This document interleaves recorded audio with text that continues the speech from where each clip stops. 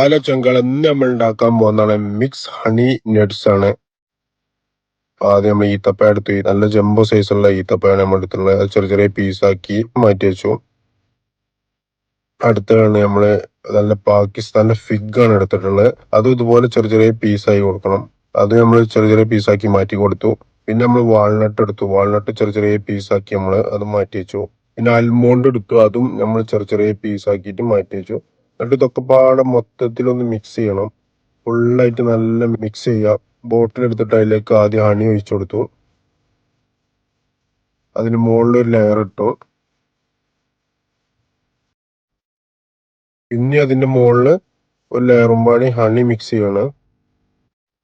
പിന്നെ അതിന്റെ മുകളിൽ പിന്നെയും ഇങ്ങനെ നമ്മൾ നട്സ് മിക്സ് ചെയ്ത നട്സ് ഇട്ട് കൊടുത്ത് അതിന്റെ മുകളിൽ ഫുള്ള് കംപ്ലീറ്റ് നമ്മൾ ഹണി ഒഴിച്ചു കൊടുത്തു.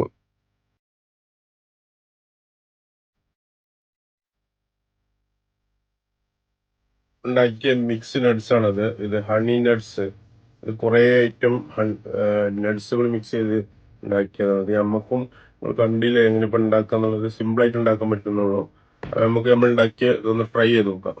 അപ്പൊ ഇങ്ങനെ ഇതിന്ന് മിക്സ് ചെയ്തിട്ട് ഇതൊക്കെ പാടെടുത്തിട്ട് അഞ്ചീർ എല്ലാ സാധനവും എടുത്തിട്ട് ഇങ്ങനെ ഇതാവും. അടിപൊളി. അപ്പൊ ശങ്കളെ ഒന്ന് ട്രൈ ചെയ്ത് നോക്കി.